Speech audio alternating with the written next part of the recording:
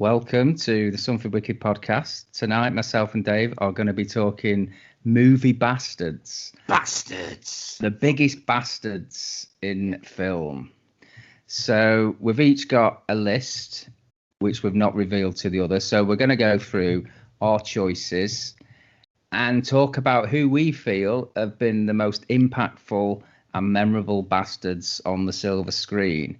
Now, these aren't necessarily the biggest bastards, but they're bastards that resonated with us. I think that's probably fair, isn't it, Dave? Absolutely. Who do you think, if somebody asked you who is the biggest movie bastard, who would you think of? Would it be somebody on your list, or would it be somebody a bit too obvious? Say it's like Hannibal Lecter or someone like that. Yeah, exactly. So I was thinking, when you first suggested top 5 movie bastards, I thought, well, okay, how would we approach this? In what respect? Anti-hero or villain? So it's not top 5 villains. It's top 5 bastards. Movie bastards. Yeah, and which can be difficult to quantify, because a bastard isn't as bad as like a killer, say, for example. Though there is a few killers on my list. I don't know about... So I've thought of this as, in the context of the word. So I've thought of myself, nasty bastard, yeah? Sarky bastard, do you know what I mean? Mean bastard, and then just outright, absolutely despicable bastard. So. Oh, I can't wait. Right, go on. I'll let you go first, Dave. So, who Okay. you got as probably do you want to do it in reverse order? So, your 5th biggest bastard, would it be? I don't know. I'm really. Should this be my 5th biggest bastard? Okay, I'm going to start off at number 5, and this is slightly controversial, I think. But my number 5 screen bastard, right, is going to be, and this is quite conventional. I'm going to start off with my real conventional one at number 5. It's the ultimate anti-hero, Harry Callahan. Dirty Harry. Yeah. So I'm talking the first film, really. So he's like a nice bastard in a way, isn't he? He's a bastard that you root for. You root for him, exactly. He's your proper full-on anti-hero bastard, because he's actually, like you say, the good guy in many respects. But his means and his methods, Oh, admirable. Oh, admirable. In the movie world of violence, in any other normal world, like in today's, for example, that opening scene where he goes, "Are you feeling lucky, punk?" with the black guy. I mean, we're talking serious, take the knee, Black Lives Matter here. You know what I mean? This is dodgy territory. That what I also like about it is Harry Callahan would walk around in the blazing San Francisco sun, and he would walk around with a shirt, a V-neck jumper underneath, and almost like a college professor's jacket. So it had this kind of very modest kind of look about him. Then he pulled out this enormous phallus-like Magnum 45 to point at people. But I think we all love the fact that he wants to just destroy Scorpio, who's one of the best villains in films. Let's be honest. In fact, I think his name's Andy Robinson, who played Scorpio in the Dirty Harry film, really struggled to get decent acting jobs for years because they all thought he was just a freak from. Well, I might as well reveal, Dave, whilst we're on this, is that Scorpio is one of my bastards.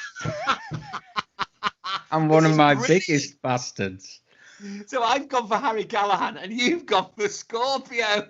So you've got the righteous bastard and I have got the despicable bastard. This is fantastic.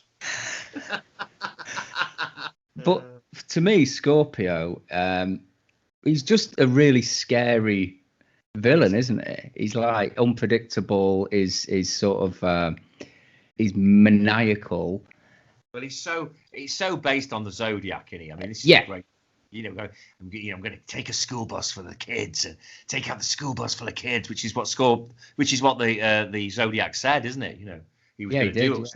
And of course, in Dirty Harry, this becomes a reality, which is it's brilliant. I think Dirty Harry's a great film. It's completely non-PC nowadays and everything, but it's still a pretty great film when you watch it.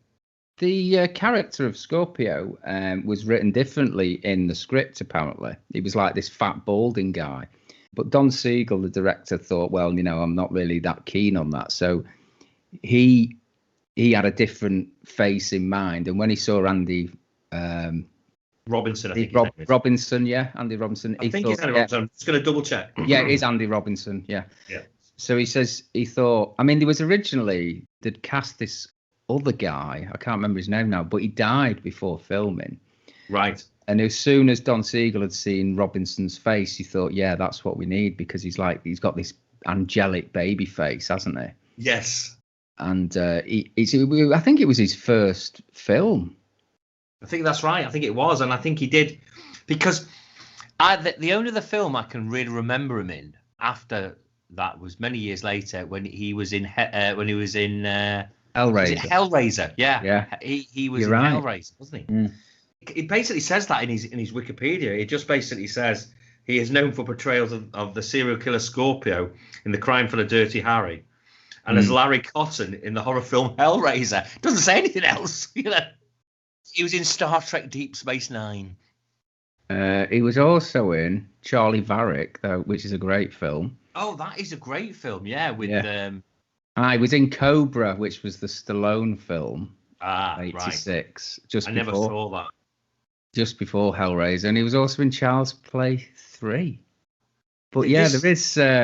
But this suggests to me, so there is a Cobra. big gap in his films from, like, Harry was 71, Varick was 73, then he did 3 films I've never heard of in 75, but then he was in Mask, the Rocky Dennis film in 85, so there's a big gap there. Maybe he did some TV. But yeah, I didn't know that he couldn't get proper work after that. And it does seem strange, doesn't it? Because he is really memorable in Dirty Harry. Brilliant, yeah. He's great in it. All the scenes, yeah. Oh, copper, you fucker, you're never going to get me, copper. row the boat. Down the street. He goes, no, you're going to break my arm. Oh, yeah. No, I love that bit where he hits Harry, doesn't he? And he's about to kill him, I think. And Harry's partner comes along and stops him, and then Harry manages to stab him in the leg. And there's that great shot of his face because he's wearing this ski mask, isn't he? And he's screaming like a baby. Yeah, that's it. Yeah. And then Harry chases him to the football stadium and starts standing on his leg. That's it. Yeah. You're breaking my leg, copper. But of course, isn't the bit where he gets a black guy to beat the hell out of him? Yeah. And he goes, to make it look like every last cent, you black son of a bitch. And the black guy beats the shit out of him. He does. He does, really. Oh. Right. So he's got some great lines, just as like Callahan's got great lines in the film too. So it's a great exploitation film, really, isn't it, Dirty Harry? Yeah. And I was toying with the idea of would I pick The Man with No Name from the spaghetti westerns or Dirty Harry? And Dirty Harry just nicked it by a couple of % for me. I just thought, no, I'm going to go for Dirty Harry because it's a little bit more streamlined, his character, whereas The Man with No Name in the 3 spaghetti western films was slightly different, and there was some humanity actually. Where I'm not saying that Harry Callahan doesn't have a humanity, but he's so ruthless with the bad guys, so fucking with his Magnum 44. He is one righteous son of a bitch bastard. Yeah. But talking of Scorpio, one thing that I realised today was, because I was thinking of the movie Bastards, and another bastard that I was going to pick would be the similarly named Gemini killer from The Exorcist 3. Oh, yes.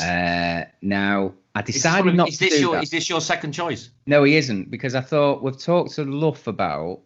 We've done a podcast on The Exorcist 3, so we've talked a lot about that character. Mm. So I thought I won't put him in my 5, but obviously there's similarities between him and Scorpio because their names are signs of the zodiac. Indeed. Right? But not only that, Dave, is that if you remember in Dirty Harry, the Scorpio kills or he threatens to kill a black boy. Yeah. And a Catholic priest. Now, obviously, he does kill the black lad. It's a 10-year-old black lad with a gun, sniper rifle. And then I'm not sure if he kills a Catholic priest, or he tries to, and he's stopped.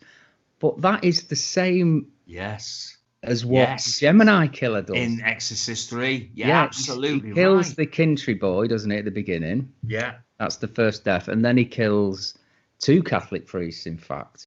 And I'm wondering whether there was any subliminal thinking in his head, Maybe. Yeah, it's funny, isn't it? Because it's very similar. Yeah. Very similar in context. Yeah, it's very interesting. Do you remember in the film Zodiac, the Fincher film, the coppers actually go and see Dirty Harry, don't they? They do. That's a really good point. Well, and that's a significant point too, really, because it's quite obvious that Dirty Harry has a flavour of the Zodiac case.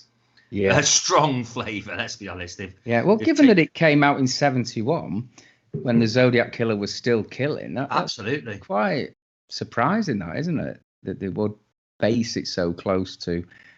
You can't imagine a film coming out now based on somebody who was still on the rampage. Well, what's interesting about that period, there was a lot of exploitation films, really.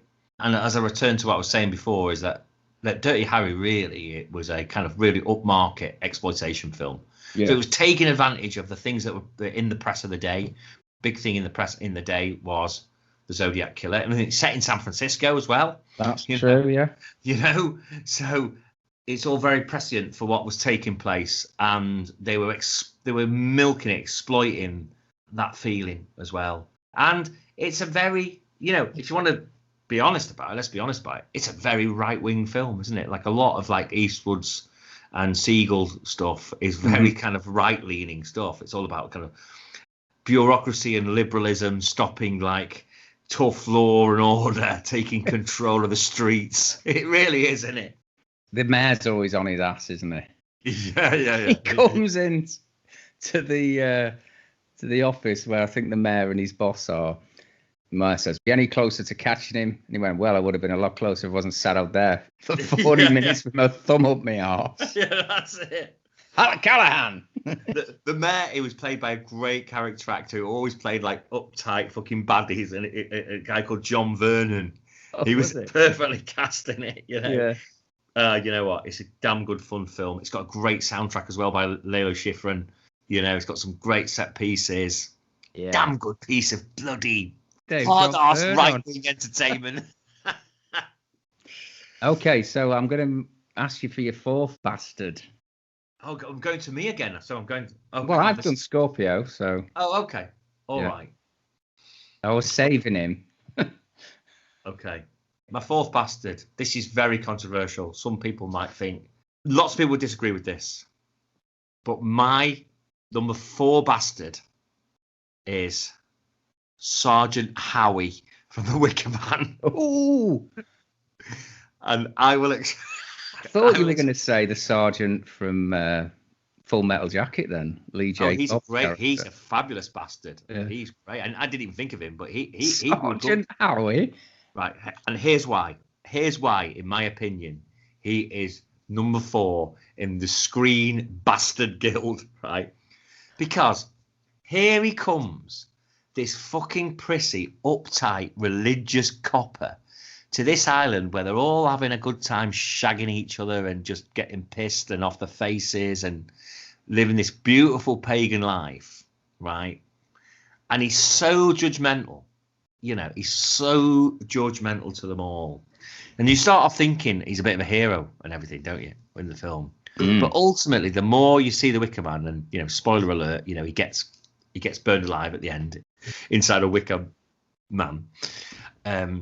You kind of think to yourself, well, age of just desert, son. You stumbled into the trap, and you were all the way through it, so kind of sneering at they're so laid back.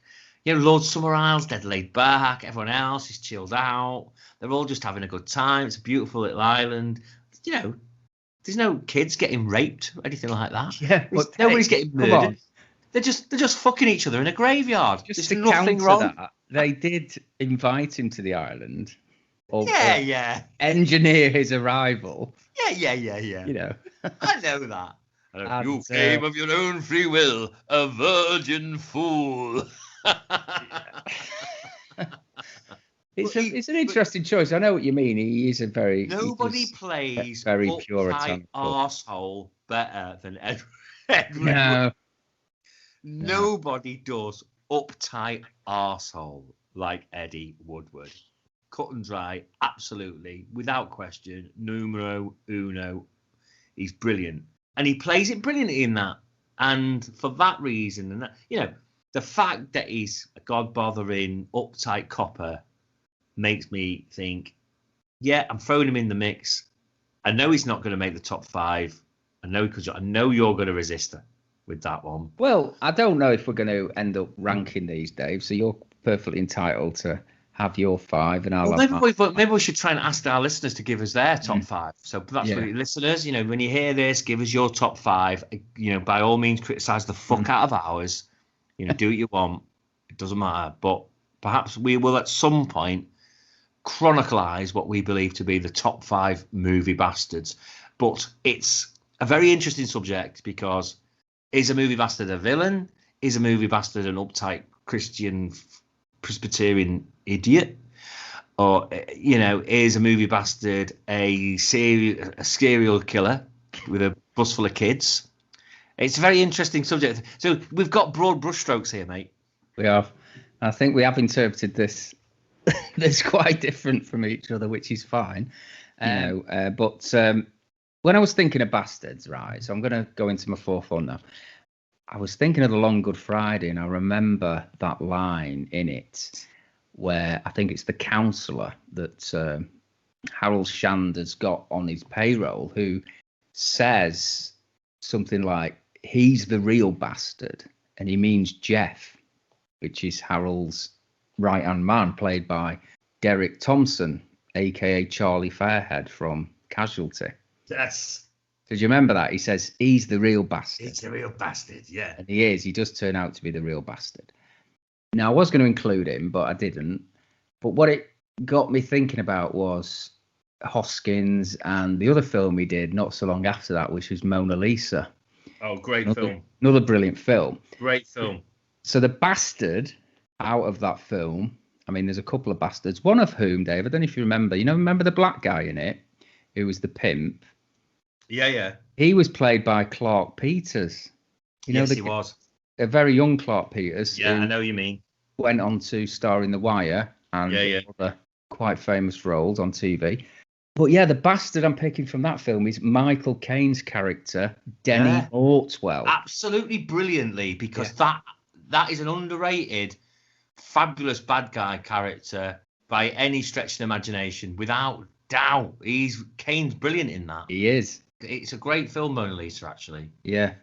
And the other thing that makes him a good bastard is he starts off being a bit of a good guy, doesn't he? He's given, because Hoskins' character, George, he's just been released from prison, and Kano gives him a job, which is driving around a prostitute played by Kathy Tyson. But slowly you start to realise that, you know, that Kane is a real bastard, and he's involved in exploiting these young girls and, you know, pimping them out to perverts and sheiks and the like. Yeah. I just love the ending of that when Kathy Tyson's character goes mental and she blows Kane away. Yeah. Do you remember it? Yeah. They track him down to Brighton, don't they? Yeah. And both Anderson, the Clark Peters character, and Kane are coming for her because I think they want Kathy Tyson's girlfriend in it, don't they? Because that's the sort of reveal, isn't it? That Kathy Tyson has sort of been using George in a way, and George has fallen in love with her, and it's really heartbreaking that he's been used like that. But they come and try and get the girls back, but she goes mental and she just blows them away. Oh yeah, it's fantastic. And it's a shock ending, you know. It's quite a shocking scene, that. Yeah, definitely. And do you know something? It's brilliant you brought that up, because it's the kind of film that I would like to revisit. I've not seen it for many years. Yeah. It's very similar, a very different kind of British film, but very similar from when I heard the very sad news that Ned Beatty had passed away. And actually, very close to putting in my top 5, although I haven't included him, was Burt Reynolds in Deliverance as a top bastard. Because his character, he is a bit of like a survivalist twat in it, really, isn't he? Until he ends up like, and then he's about me arm. But he is an absolute, and he is kind of a hero stroke anti-hero in it for quite a lot of that film, because he takes out Ned Beatty's hillbilly bummer in it. It's a remarkable role from Ned Beatty, actually, and very brave of him to take on that role where he's actually getting sodomized by a hillbilly. I've never seen Deliverance, Oh man, you've got to see Deliverance. There's 2 films you've got to see about hillbillies, and that is Southern Comfort, which is brilliant, and Deliverance, which is lauded more than Southern Comfort, but I'd say they're on a par. They're both great films, great. Well, I'm glad I've not included Reynolds in that then, because actually, it's not kind of fair with you not having seen it, so we can't sort of bounce the character around a bit. But I'd love you to watch it and see what you think, because it's just he's got this arrogance about him in it.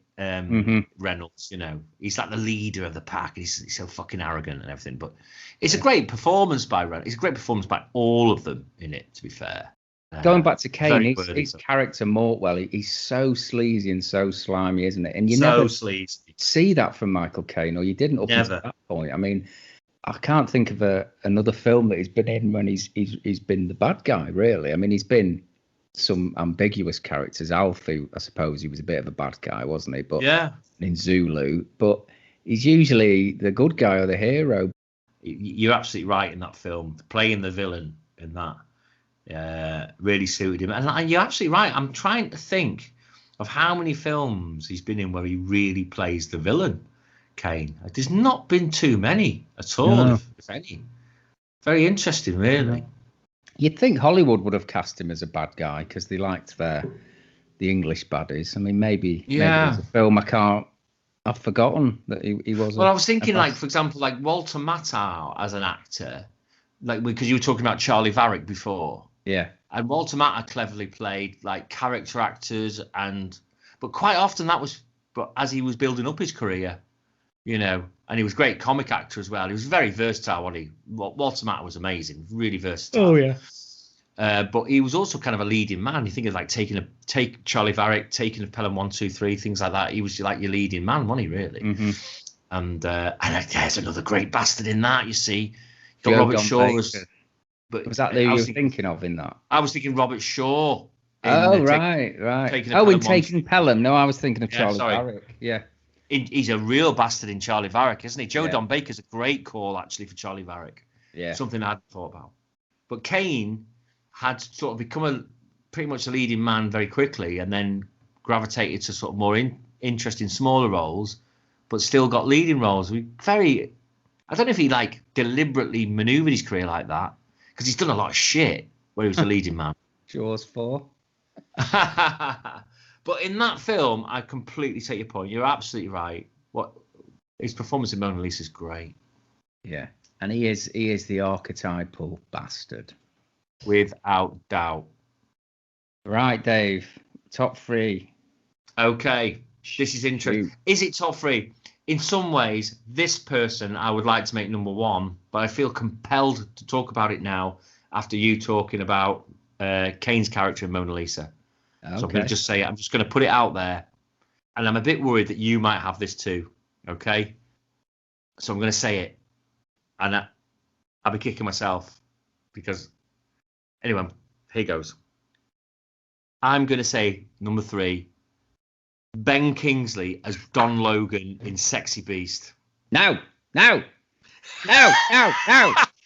can't have him. You can't have him. I've got him. Have you? Yeah, of course. Oh, mate. Shit. Is he your number 1? He probably is number 1. He is, isn't he? Oh, God. I was thinking, should I say that? Oh, God. You can't ignore him, though, can you, when you're thinking of bastards? He's insanely brilliant. Oh, my God. He's horrible, isn't he? Clips again of him. Oh, it's so funny. Oh, my God, so was I. Yeah. So was I. I've been watching clips for the last few days. Oh, yeah. And I'm thinking, I want to watch it again. I mean, I've seen it about 3 times, but not seen. He's so fucking brilliant in it. Job, gal. You fat bastard. You'll do the job, gal. Look like a crocodile, fat bastard. Look like fucking Idi Amin. That's Idi Amin. The dialogue. It's just the scariest and funniest performance you've ever seen, isn't it? It's like so funny the stuff he comes out with. It's insanely brilliant. It's so good. Stop fucking Wheel of Fortune. Oh a God! Factor. Do you know that? A factor, gal. Yeah. Oh, I don't want you to be happy. You dirty bitch. She stuck her finger up my arse halfway through it. Who does that then? Who the hell does that? Oh My God. Do you remember when you first saw it? Monster. Dave, do you remember when you first saw Sexy Beast? Because it wasn't the sort of film I'd gravitated to, because there was all sorts of those crappy Cockney gangster films coming out at that time, like Lock, Stock and, films like that. And it wasn't a film I really thought I'd like, but as soon as he appears, it's like you can't take your eyes off it. It's amazing. It's just such an incredible performance. And then you're just thinking, this is Ben Kingsley. This is Gandhi. It's Gandhi. Yeah. It's fucking Gandhi. What's going on? Where the fuck? I think Ray Winston said that. Ray Winston said, "Oh yeah, I wonder how this is going to work out. Fucking Gandhi's coming on play." He said, but they were terrified of him. Yeah. He never came out of character apparently. You can imagine it on set for weeks like that. It must have been so tense. He's tense and he's like, look, he looks fit and he looks wiry and strong. Yeah.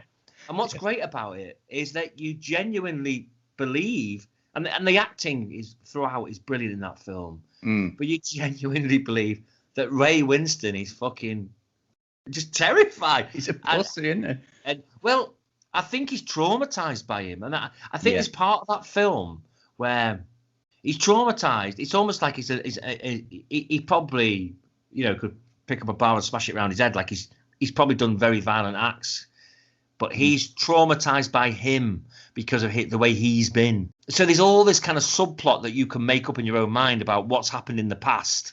Yeah, with this character and who he is. He's obviously like the most fucking horrendous psychopath. They all know it. They all know he's totally fucked up. The genius of the way Kingsley plays it is that it's like a psychopathic man or a sociopathic man who is also a high-functioning autistic person, right? He plays it like someone with sort of Asperger's. So he doesn't really get the rest of the world. He doesn't function like, he's autistic. There's no doubt if you got a psychologist, psychiatrist looking at that and say, well, he's playing someone with autism who's also got, who's also quite a high functioning sociopath. That's what he is. And that's why it's genius. He's not smooth. He's not slick. He's not anything. He's uncomfortable. He's socially awkward. It's fucking amazing. It's an amazing role, amazing performance. Yeah. Well, the good thing about that film, from what I remember, is that he doesn't arrive for about 20 minutes, but you hear he's going to arrive much earlier on, don't you? So you're knowing about it. Oh, no. And they are shitting themselves, and you're thinking, what, he's coming here? And then he arrives, and he's just like a machine gun. It's like a machine. It's like this horrible machine. But it's funny you should say that about him being an autistic. That's a good description, that. But I've always thought of him as like he's like a little kid who stamps his feet as well when he doesn't get his own way. Yeah, well, again, like this kind of autistic thing where he doesn't quite understand the function of an adult. He doesn't live in the same realm. It's just genius the way it's put together and performed. And all the performances around it, Ian McShane's great in it. Yeah, I was going to say he's great. James Fox is brilliant.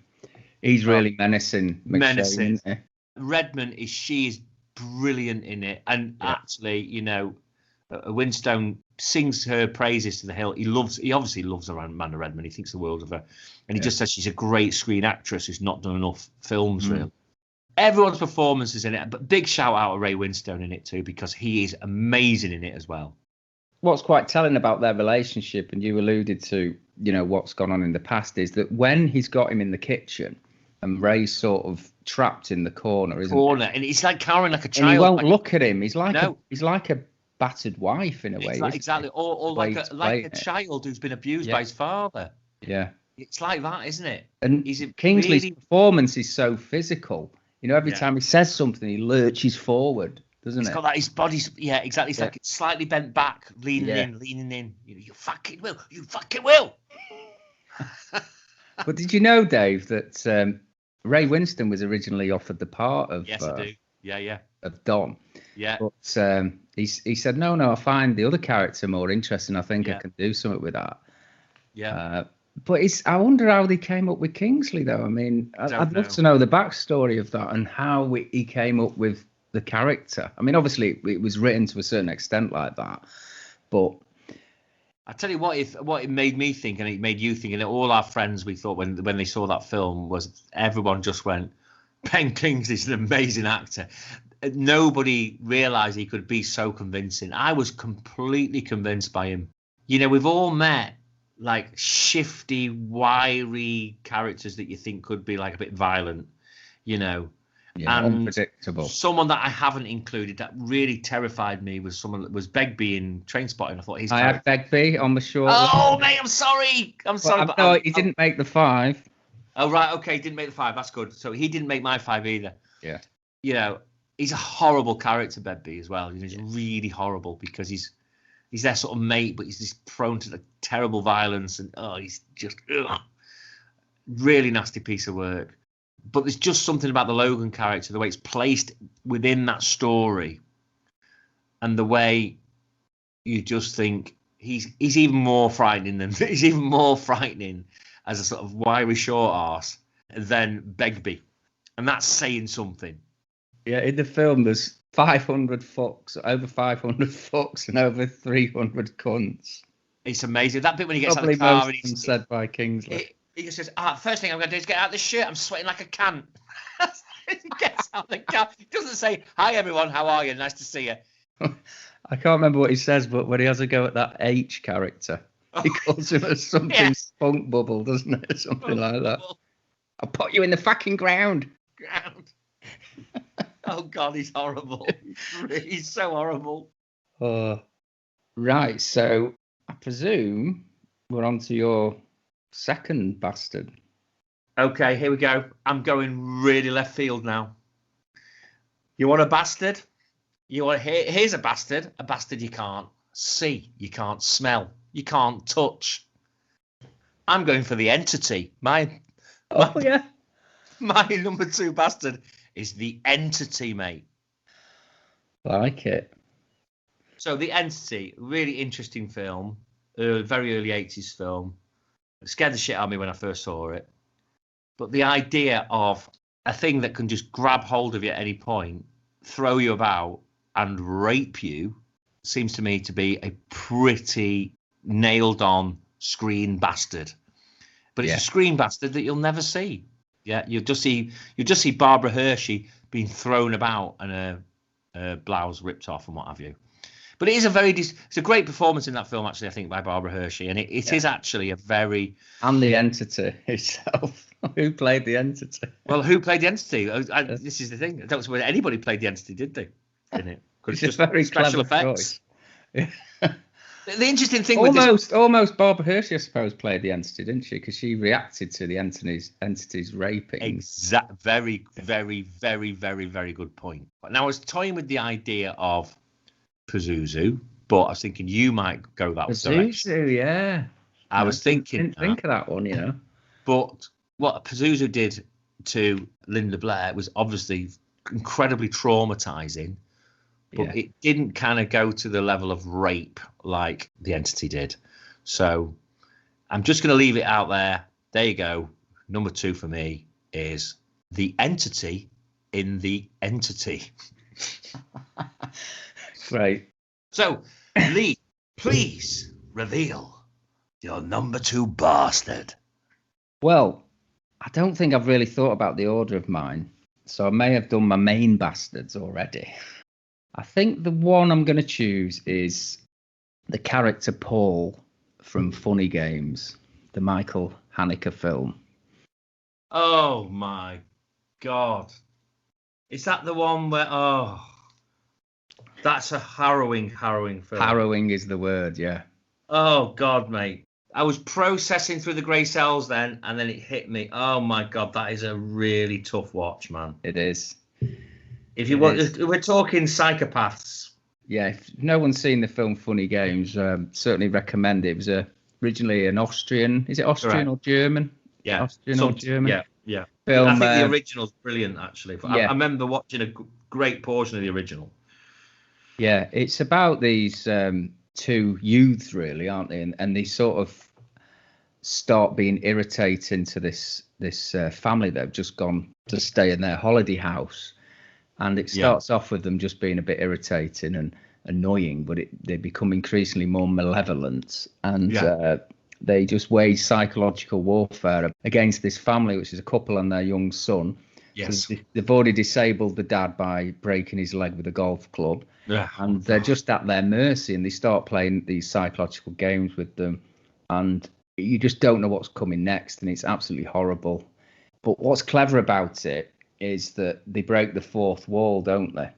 Indeed, yeah. So there's bits where the psychopaths will turn to the camera and say something, so they involve the audience. And it is supposed to be a study, or, you know, it's supposed to be about movie violence, isn't it? You know, are you taking this in as entertainment? Are you disgusted by it? It's a very clever film. I mean, some would say pretentious film, but it is so horrible to watch, and just to see this torture of this helpless family at the mercy of these utter bastards. Yeah. I mean, Paul, he's worse than Peter. I mean, there's two of them, Paul and Peter. Oh, without doubt. But yeah, I mean, I think he fits the bill as a proper bastard. Without a shadow of a doubt.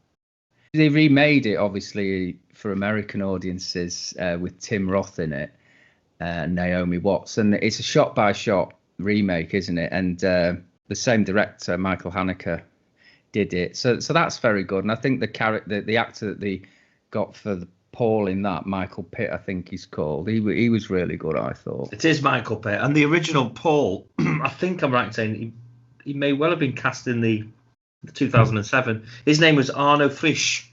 Ah, yeah. I might be. It may be that they had just muddled the cast together. Let me have a look at the 2007 and see if I'm right on that. Let me just have a quick look at the cast list. It's saying that that Arno Frisch. It's saying that they're both Frank Gearing, who played Peter, is also in it. So that quite often is the case, isn't it? You have that kind of Cape Fear thing. Cape Fear! Robert De Niro in Cape Fear. Great bastard. Robert Mitchum in the original Cape Fear. Yeah, he was on the short list, Dave. Max Cady. Max Cady. What a character. I hadn't even thought of that. And I would probably have picked the Mitchum's character over De Niro's. Yeah. Because I thought Mitchum as Max Cady was amazing. I've never seen the original, but am I right in thinking that Mitchum's portrayal of Cady was more of a con man, whereas De Niro's portrayal is psychopathic killer, sadistic killer?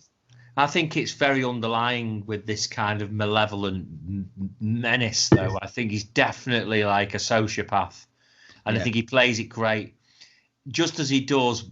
And I hadn't even given this a consideration, amazingly, because it's one of my favourite films, is Mitchum's character in Night of the Hunter. I knew you were going to say that, yeah. Which is great. Unbelievable. I mean, Mitchum was great as a bastard. A really great baddie. He's made some good films, Mitchum, to be fair. And he's never shied away from playing the bad guy, or a bit of a bastard, in a genuinely sort of menacing way. Kirk Douglas was quite good too, but he was tending to be more of a sort of aggressive bastard, Mitchum was good. He was quite happy to play those sly bastards. He played Cady more of a sly bastard until later in the film. And the same with the psychopathic priest in Night of the Hunter.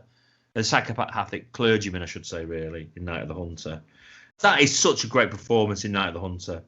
that's another thing about Cady's character. I don't know if he's like that in the original, but he's very religious in the Scorsese remake, isn't he?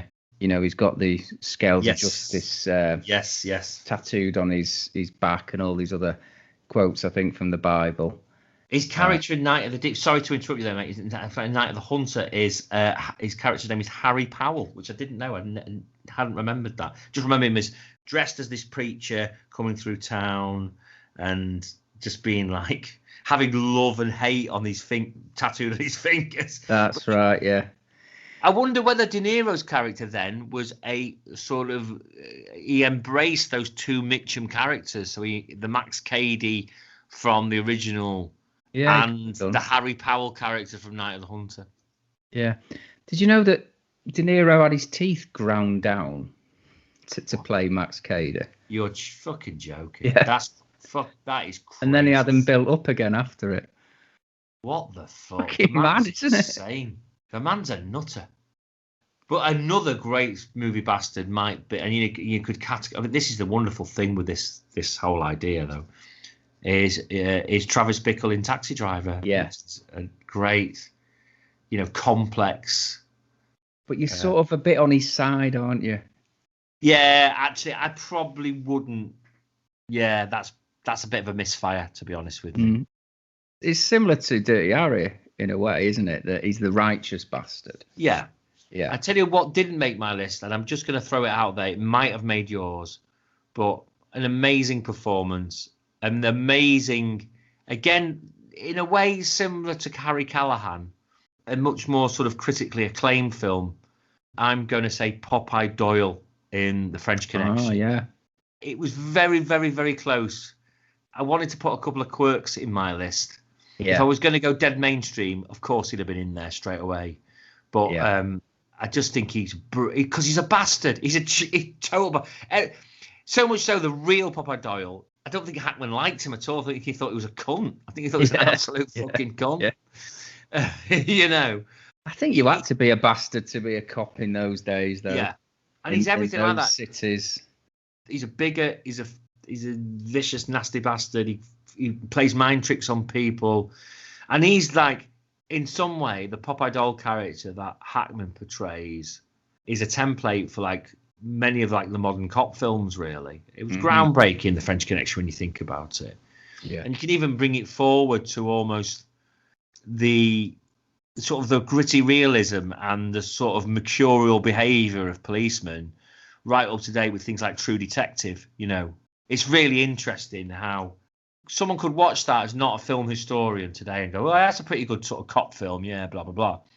But not really think about how impactful that probably was back in 1970, 71 when it first came out. That is, was it 1971? 1971, I think it was. Yeah. That film, when you think about it, it's fucking crazy, man.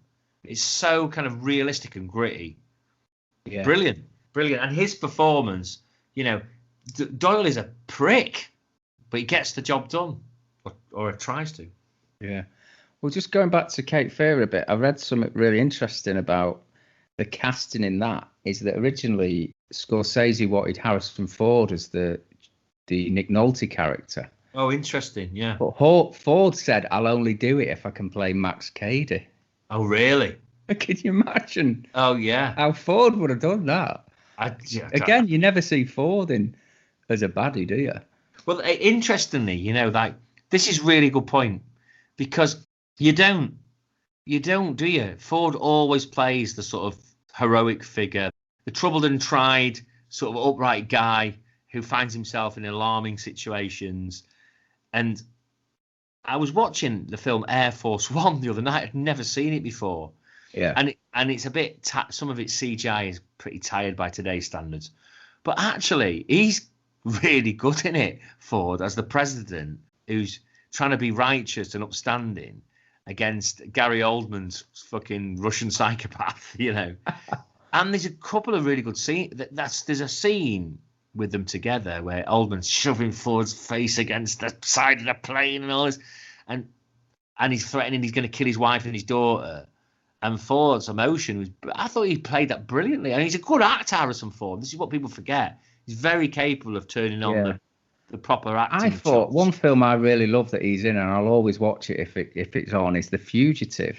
Oh, yep. Again, he plays again. a really good character in that. Again, very emotional. That's a really good performance, that isn't it? Yeah. That is a really classy film all round. The Fugitive, to be fair. I mean, Air Force One is a little bit hyped in it. It's a Wolfgang Peterson type thing, you know. It's a bit over the top, and Oldman's playing it, you know, big. But there's that scene. It's got just a touch of sort of realism about it. There's something in it that you really gets you, because this idea of trying to do the right thing in his eyes and trying to be righteous, but doing it against the idea that it could impact on his family, you know. Yeah. And I thought they were both chewing up the furniture in that scene. Yeah. And doing a good job together. Gary Oldman has had a hell of a career, hasn't he, really? He's been around. Yeah. Well, I was thinking of, just as you mentioned his name, I was thinking of his performance as a proper bastard cop in Leon. Quite a scary, unbalanced performance, wasn't it? He's played some brilliant bastards, hasn't he? Yeah. To be fair. And that's a great choice. The character in Leon is a great choice. The other thing I needed to tell you, Dave, is that Spielberg originally was going to do Cape Fear. Okay, but he realised that it was just too violent for him. So he apparently traded with Scorsese, because Scorsese was going to do Schindler's List. You're joking. Yeah. Really? But do you know who Spielberg wanted to play Cady? Oh, God. You're going to laugh your head off. You're not far wrong, Dave. Bill Murray. I can see it more in Bill Murray than in Tom Hanks, actually. Yeah. There is something kind of malevolent about Bill Murray, and a bit nasty. In real life, kind of work. He is a complete bastard in real life. Did you ever hear so. Richard Dreyfuss talk about him when they did that film together in the 80s, where is it What's Up with Bob or something like that? Right. Where Dreyfuss plays his psychiatrist. Right. What did he say about it? Bill Murray chucks an ashtray at him. You're joking. I think he's an oddball, and he's a bit of he's a mercurial character. I think he had some drink problem or something like that around that time. Right. So, and another interesting fact, we mentioned it before, Joe Don Baker was in Cape Fear as well. He was indeed. Joe Don Baker's the great. Underused Joe Don Baker. Oh my God, what an underused, brilliant actor. You make such a good point about his character in Charlie Varick. That's a great point. You know, and I only wish, Dave, if we're doing brilliant in Heart of Darkness, not Heart of Darkness, Edge of Darkness. Sorry. Yeah. The TV series with Bob Peck, which I mentioned before, talking to you before we started the podcast, because we stayed in the house where part of that was filmed, Kanaka Lodge. We'll have to do a TV Bastards, Dave. I think there's some good. Oh my God! This is part 2 of this film bastard, TV bastard, definitely. We should do that next week. The TV Bastards. Right. So before we get to your number 1, Dave, do you want to maybe mention some bastards that didn't quite make it into your top 5? Because I've got. Well, I want to mention that actually within my number 1. So can I sort of do that? Yeah. Because I think this might work quite nicely with what I'm about to say. Okay. So I'm going to give you a few shout outs of notable screen bastards, and then see if you can think where I'm going with this. See if you can guess where I'm going with this, Lee. Okay. So I'm going to give a shout out to Doyle Lonergan. Okay, the character Doyle Lonergan in The Sting. Is that Robert Shaw's character? It is indeed. Right. I've not seen The Sting, actually. Fella, listen to me, fella. You're not trying to have me on, are you, fella? You know, he's a right twat in it. I'm going to mention the bad guy in the James Bond film From Russia with Love, Red Grant. Robert Shaw again, I believe. I think you're correct. Yeah, Robert Shaw again. And I'm going to mention Mr. Blue from The Taking of Pelham 1, 2, 3. Yeah. Which is, who could that be? Who might that be? A certain Hector Elizondo. Is it Hector Elizondo? No. You're absolutely right. Yeah. It was Robert Shaw again. So, and again, there's a great little segue here, because naming these characters from Taken Pen and 1, 2, 3, Mr. Blue, Mr. Grey, was taken by Quentin Tarantino and, of course, used in Reservoir Dogs. Yeah. Okay. So, what I'm alluding to here, obviously, is that Robert Shaw has played some really good screen bastards. But, ultimately, my last screen bastard that I'm going to pick tonight is Quint from Jaws. Because I just think Robert Shaw plays him so brilliantly. Yeah. And he is a twat. There's some deleted scenes where he's even bigger twat, you know. Oh, yeah. Yeah, there's a great scene where he goes into this music shop on Amity Island to get some piano wire to use for his fishing. And there's a kid there sort of playing the flute. And Quint's just behind him, and he's playing do do do do do do do do do do, and Quint's going da da da da da da. Oh, you've already talked about Richard Dreyfuss. It's his antagonism towards Hooper. It's the way it's that fabulous scene where he just decides to smash the fuck up on the radio so they can't speak back to land. It's absolutely brilliant. The other great moment is when he's like he's so keen to get the shark himself. He's sort of rocking at the front. When he's overpowering the boat, when he's overpowering the orca, he's swaying back and forwards like the it becomes just quite crazed, doesn't it? His obsession with getting the shark. It's a bit like totally crazed. What's his face from Moby Dick? Yeah, he's an Ahab. He's an Ahab, isn't he? Yeah, he's very similar to Ahab. I just love the way Shaw plays it as a kind of pretty potentially dangerous irritant. You know what I mean? Irresponsible and unbalanced. Irresponsible and unbalanced. I think this is the key to the whole movie Bastards. You know, you're really wanting Roy Scheider's character to survive, obviously. Yeah, of course. And I remember the delight of finding out that Hooper survives, because you think he's dead, don't you? And then You're absolutely at the end. Totally but when delighted. Shaw's getting eaten and chopped in half, you're not really gutted, are you? No, not really. You kind of thought, well, he's having his just desserts. He's a prick. Yeah, he probably wanted to go that way anyway. And you kind of want to. I think what's interesting, very interesting, because like Spielberg, a real modernist, and he like believes in, and yet his stories lie within the idea of the realms of adventure in the past. So Quint represents the past in Jaws. Yeah. And if you want to really sort of do a thesis on it, Hooper represents the future. He's got all the modern technology. Yeah. And Quint's the sort of arrogant, irascible old sea dog who knows it all. You can't tell him a fucking thing because he's been there and done it all. You know, he's a proper bastard. Yeah, He's a twat. yeah. The thing is, his motivation for catching the shark is purely money, which on one level you can understand. He's not emotionally involved. No, and he frowns on these scientists. Types. Yeah, he's very belittling to him, isn't it? He enjoys showing them up and them getting into a scrape. Because he's not really. It's not a team, is it? As such, I mean, there's some camaraderie and relationship between Dreyfuss and Scheider, but Quint's the outsider in that trio, isn't he? The only moment where there's a kind of camaraderie that develops amongst them is when they're getting drunk on the boat in the night. And he talks about what happened on the Indianapolis, and you have some empathy for him then. But he's a potential bit sociopathic. Certainly a bit of a weird loner. It's great, and the more you go back to it, the more you want to read between the lines. It's what makes a great film as well, isn't it? Jaws is a great film. It's got great dialogue, got great characters. It's grown more in that theme over the years. It's become much more of a truly artistic film over the years. It's. I don't think that's being too pompous. I think people genuinely love it because they gain a lot from it.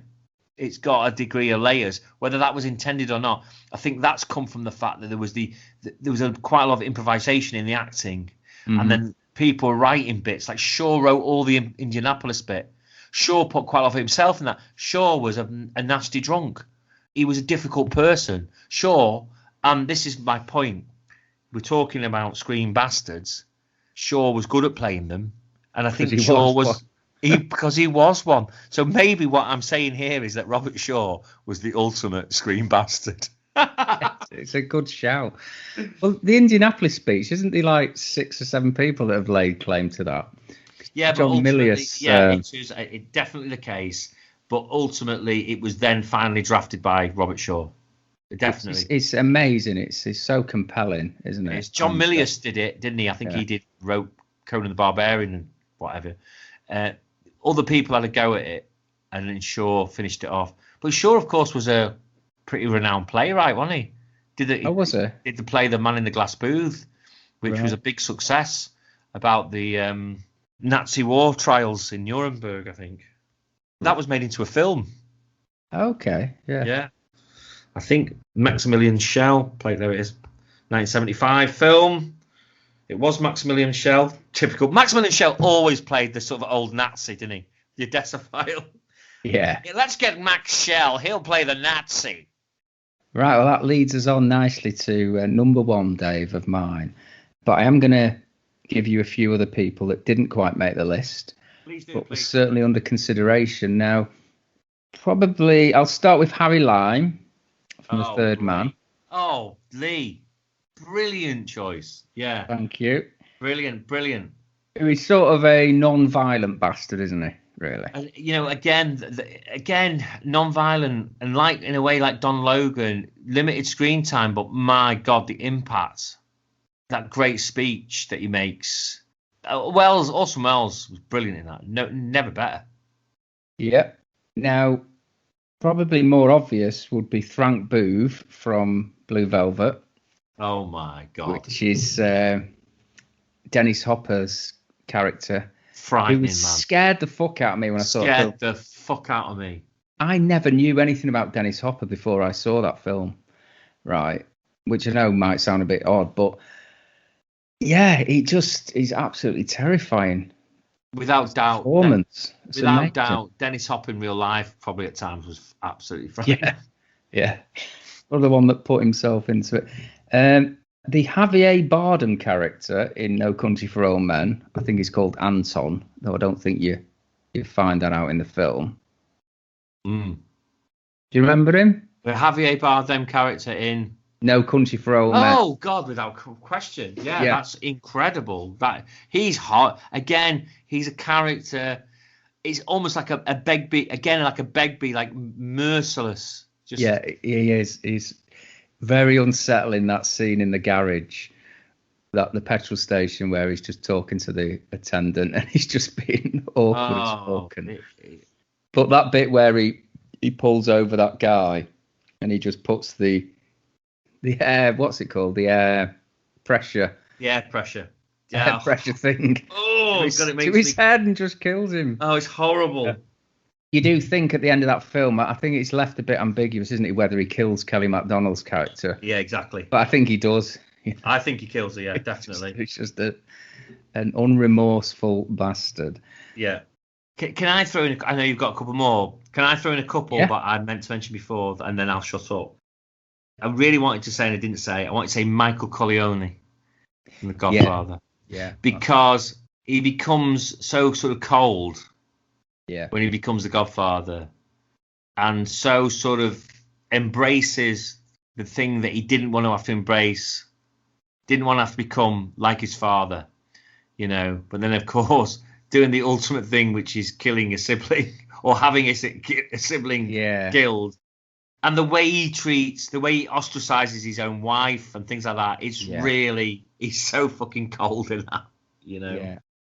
And I want to just give a shout out as well as far as a bastard's concerned, from that point of view of that, talking about Javier Bardem in No Country for Old Men.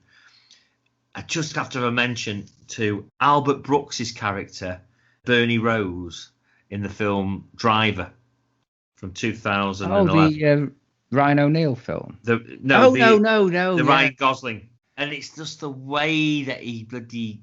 Oh God! It's the way he kills Bryan Cranston in it at the end. It's just so. But Brooks. He's horrible in it. He's such Is it Albert Brooks, you said? Yeah, the Albert Brooks from the same Albert Brooks from Taxi Driver, who plays like the assistant to the politician. He's playing completely out of character. It's so kind of Don Logan, the character he plays, and he does this horrible thing where he gets he opens up Bryan Cranston's artery in his arm, and he says, "It's okay," and he just goes, "It's okay, that's it. It'll be easy now. It'll be easy for you now." And it's so horrible because he's basically just said, "I'm killing you." I've just seen a picture of him stabbing someone in the eye with a fork. Yeah, he's that in Drive. His character in that is fucking what horrible. An amazing bit of casting that is. Amazing bit, and he does when you mentioned brilliantly. him, I thought, isn't he like a comedy actor? I swear to you, watch the scene. I bet you can see it. I've got it actually. The film. I don't actually remember it. Watch the scene when he kills Bryan Cranston at the end, and it's really just. I remember Bryan Cranston being in it. Yeah, he's hardly recognisable because he plays like the mechanic. He plays like Ryan Gosling's mechanic in it, doesn't he? Right. Yeah, but he's just horribly cold-blooded. He's just a cold-blooded bastard. Before I mention my last choice, the last one that nearly made the shortlist, very nearly made it, was Maggots from The Dirty Dozen, which is Telly Savalas' character. Yeah, he's fabulously shit in that, and he's a nasty bastard. Yeah, well, again, he's another religious Puritan, isn't he? But I think the backstory of his character is he's a rapist. So Lee Marvin, who I forgot to mention, he nearly played Quint, didn't he? Lee Marvin in Jaws. Yes. As did Sterling Hayden from The Godfather, who Michael Corleone kills. Ah, right. Shoots in the neck while he's eating veal. Those were the first two choices, Sterling Hayden and Lee Marvin, before Robert. Was he going to be Quint? That guy? Yeah. Is he the police guy? Yeah. Is that the first murder? I think he might have been the first choice. Okay. Glad he ended up with Shaw anyway. I think Hayden would have been a very different film. It'd been quite good because I think he was quite a good sort of seafaring fisherman type in real life. And I think Lee Marvin would have been great. But you can't even think of it now in any other way than Robert Shaw being eccentric and weird. So, on to my number one. Oh, God. So he's not necessarily my number one. I think I've not really done the order properly. He's definitely worthy of the top 5, and that is Christian Zell from Marathon Man. Oh, absolutely fantastic choice. And do you know what? I meant to mention before that, and I just never even thought about Zell, and such a fucking great character, great performance. Oh my God, Lee, perfect choice. I love it. Thanks. But when you were mentioning Michael Caine in Mona Lisa, I was tempted to say a great movie bastard is Laurence Olivier in Sleuth with Michael Caine, because he's an absolute twat. He's an absolute twat, isn't he? Yeah. But yeah, Christian Zell.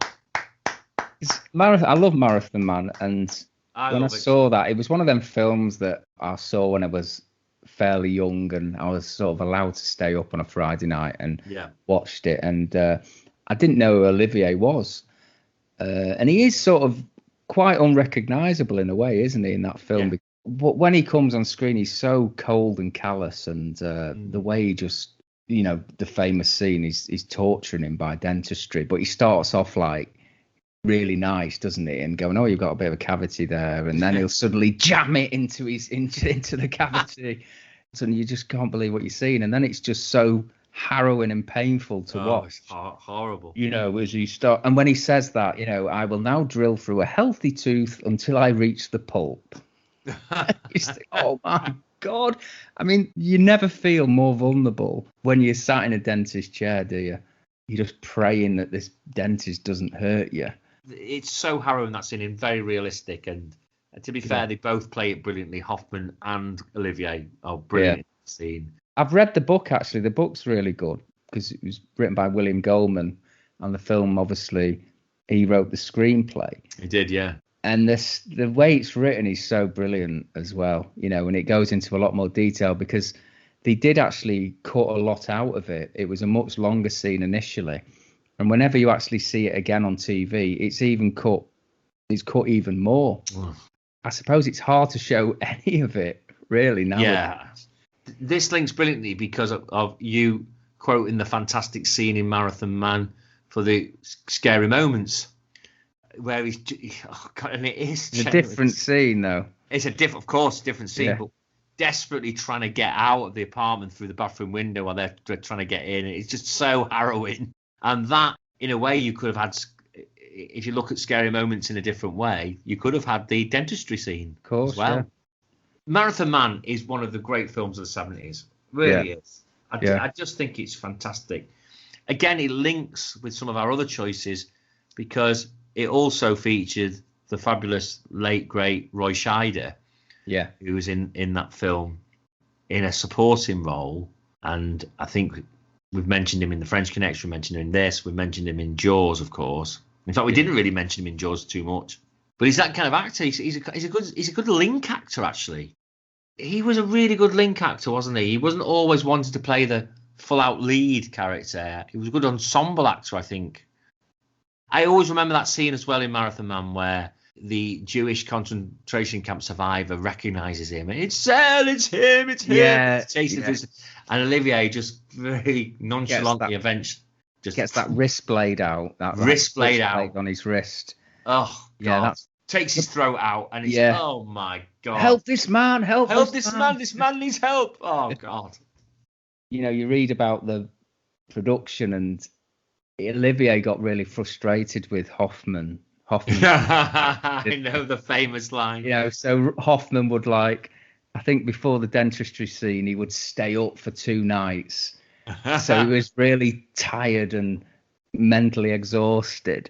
There was another scene where he had to deliver a line, but he had to be out of breath. So he ran around the park a couple of times, didn't he, before he delivered it. Right.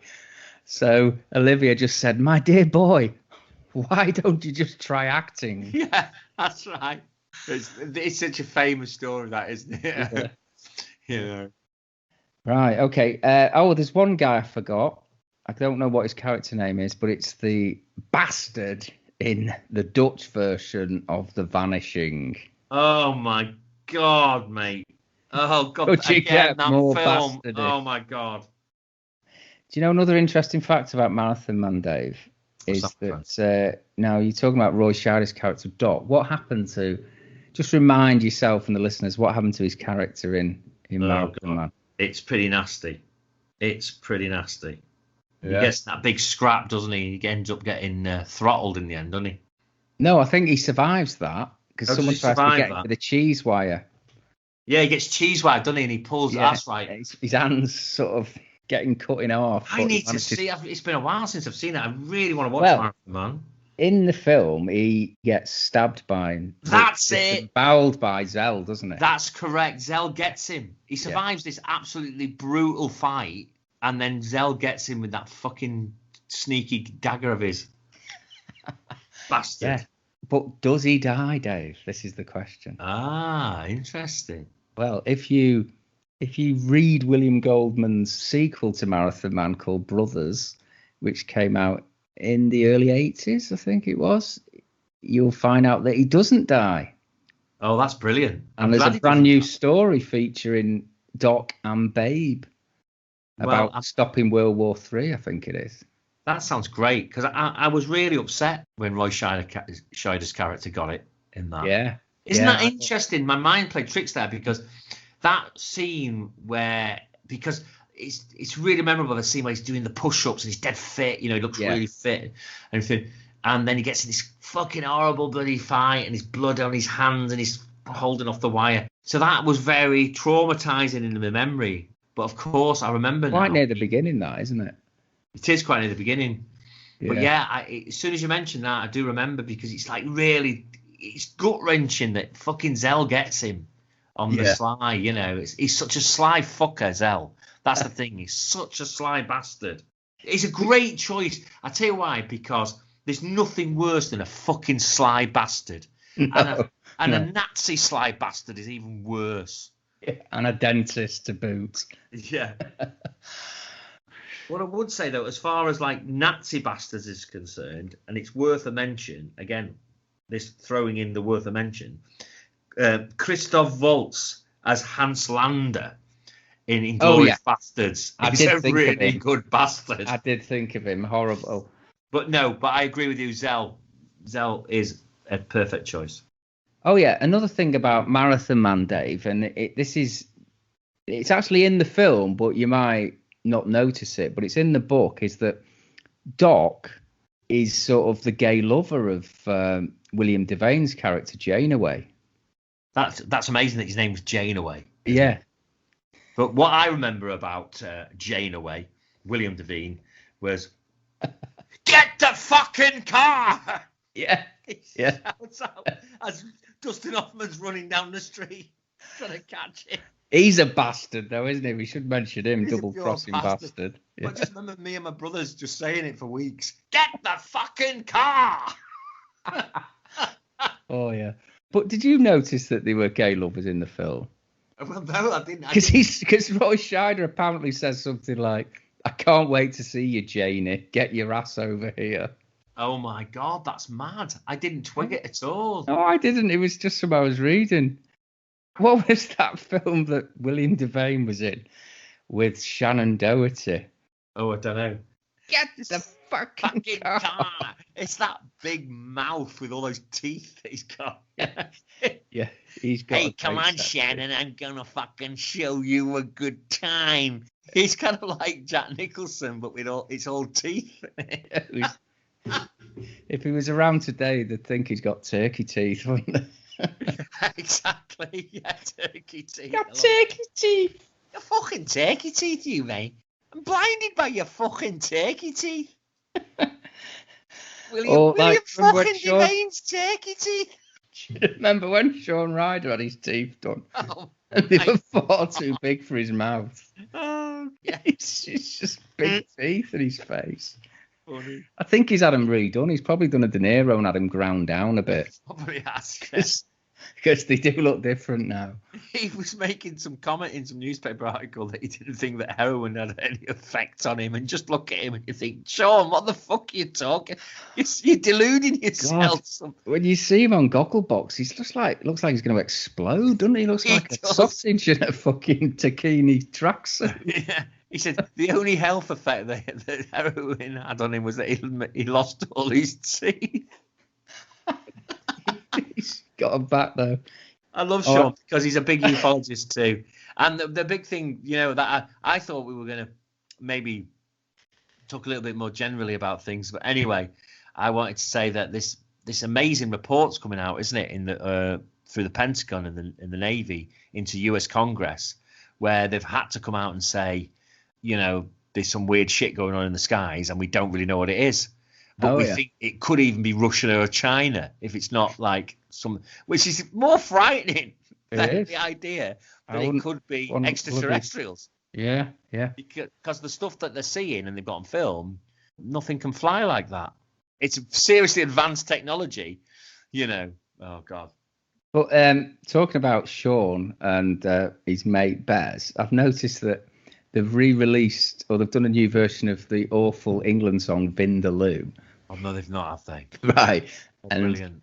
I think Will Mellor's fronting it. So Will Mellor is like your Keith Allen. Oh, my God. God. It was his idea, apparently. And you should see who's in it. Bez is obviously in it. Right. And there's also Paddy McGuinness. Oh, fuck off. It's just a cast of shit. It's just a cast of shit. It's horrible. Something else I was going to mention that really made me laugh as well, but I can't think what it is now. Oh, yeah, Richard Madeley. Have you seen Richard Madeley on Good Morning Britain? This morning, isn't he now? He's starting to look like Jeffrey from Rainbow. His hair's just turned the same colour as Jeffrey's, and it's started to fall down into a bit of a fringe. Yeah, he's sort of gone blonde, hasn't he? Yeah. Shouldn't that be grey, Richard? You are about 60, for fuck's sake. Yeah. Let it go, son. It's like looking at Ringo Starr and his posts on Facebook. It's like, I even put on one of them, said, Ringo, who are you trying to kid, mate? You're 80 years old. You've got a black goatee beard. I don't think so. Fucking let it go. You dickhead. Oh, God. Oh, yeah, the other thing I wanted to say about when we're talking about Don Logan is, it made me think about, you never really meet a nice person called Don, do you? Right. I mean, can you think of nice Dons? Donald is different, although there is Trump. But a Don, it's like if you got a letter from a bailiff for council tax or something, exactly. And the bailiff was called Don, you'd be a bit more worried, I think, thinking, oh God, he's going to be some mean bastard. We didn't even have a nice dog called Don. We had a dog called Don, and it just used to try and escape all the fucking time. Yeah. We lived on Withenshaw Road in Northern, right? And we had this Kerry Blue Terrier called Don. And I swear to you, if my mum opened the kitchen window, it would fucking launch itself out of the kitchen. It would jump out over the sink and out of the house and then fuck off to the park so he could shag another dog. Why was it called Don? I don't fucking know. They just decided to name it Don. Yeah, Don Arden. He's another scary Don. He's a cunt. Don Henderson. I met him. I met him as a kid because they did probably a nice man in real life. They did a scene from Strangers. Strangers, yeah. Do you remember Strangers? Yeah, of course, yeah. The precursor to Oldman. They did a scene from Strangers down the bottom of our cul-de-sac as a kid. Don Henderson was there as Bullman. Yeah. Yeah. Oh, the other thing about Don Logan, Dave, have you seen his Live Aid rants?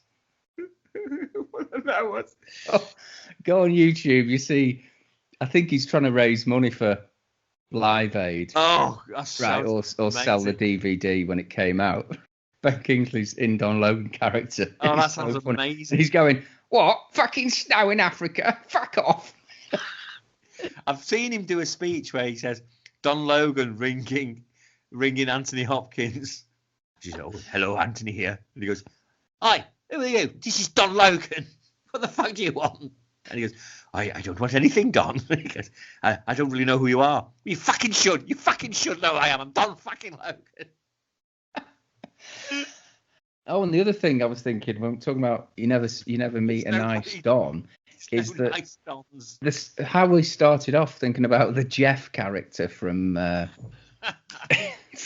Long Good Friday. Jeff is sort of a nice, friendly name, isn't it? You've got Jeff Daniels, Jeff Goldblum. Yeah, but then let's just think. I was going to say though, your mate. There's one Jeff that's more of a Don. It's a proper bastard. That is Jeff Bezos, I imagine. I was thinking of a certain cricketer. Oh yeah, but it's a different spelling, Dave. No, I'm talking about J-double-F. J-double-F. Yeah. Yes, of course. But it all sounds the same. It does, yeah.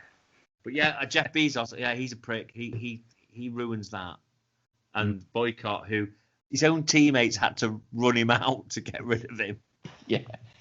What have you done? You've run me out because you're fucking getting on our tits, Jeffrey. Yeah. For the benefit of our listeners. Selfish bastards. Yeah. For the benefit of our listeners, we have done a podcast on Jeff Boycott. We have. So look at our back catalogue for controversial sporting mavericks. Yeah, listen, you lot. Go and have a bloody listen to our other stuff. It's great. Yeah. Sporting Mavericks. I noticed that Sporting Mavericks hasn't been listened to as much as some of the others. So you should go back there and listen to it because it's bloody funny. It's funny. We can't stop laughing at the Cantona karate kick. Amazing as well. Yeah. There's never a nice Don. I love it. I'm Even wrong our there. Dog.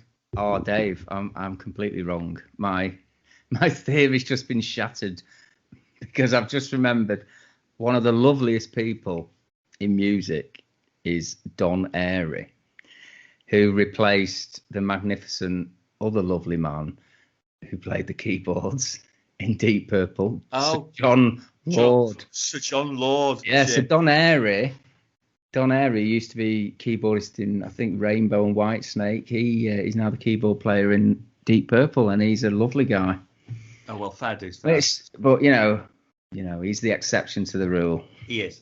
But, yeah, but maybe he might be lovely, but maybe he might have taken on the Earl of Chickenshire from John Lord and been maybe he's a bit chicken shit with the rest of the band. Like, well, I don't really want to make that decision. You know, like, John Lord, I well, think we're fine now. There. They're much more better functioning band now. Psychopath Richie Blackmore. Richie Blackmore out, yeah. Oh, yeah. And that's another podcast we've done on Deep Purple, so go and listen to that. Oh, talking of like bastards as well, you know, like I've found out that one of the biggest bastards in music, without a question, is Eric Clapton. He's just a horrible Countryside Alliance fucking arsehole.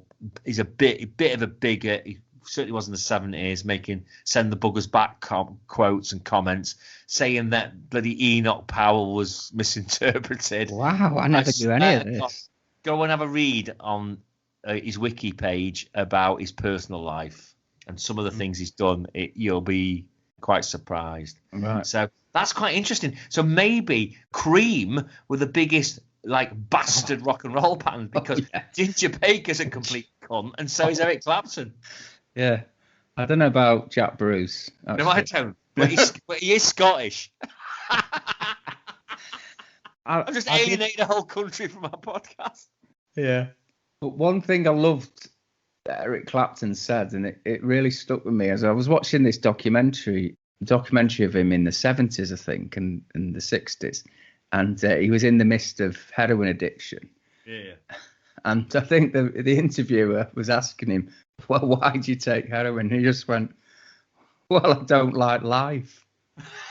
I thought, what a brilliant answer. I can really relate to that.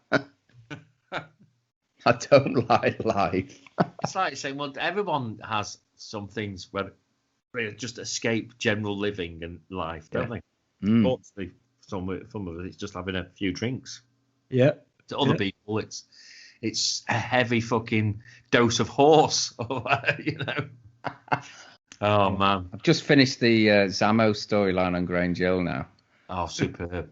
Zammo into his smack. Are you still watching it with Freddie? Yeah. It's a difficult subject to sort of cover because I can't really fully explain why Zammo's taking heroin. Because it feels fucking amazing. Why do you think he's taking it? He's not an idiot. Yeah, it's fucking brilliant, mate. Oh, God. Funny, man. Lee, could we not possibly say that since we both picked Don Logan in Sexy Beast, that he might actually be our ultimate screen bastard? Yeah, you would have no argument from me there. We both picked him, didn't we? Everything else we did was different, but we both picked Don fucking Logan. Right, well, thank you for joining us, listeners. We will be back with our top 5 or top 10 TV bastards. And let us know what you think. If you get a chance, throw out your... I'm sure we've missed a massive bastard. Yeah, I'm sure we have. We've all known some massive bastards in our lives. Yeah. And I'm sure you can remember them in the movies. So if you can think of a real massive bastard and your interpretation of what a screen bastard is, let us know. Okay, so rate us on iTunes and other platforms. It does help. And as usual, we would love to hear from you. So, yeah, send us your bastards, send us your ideas, and send us your comments. No,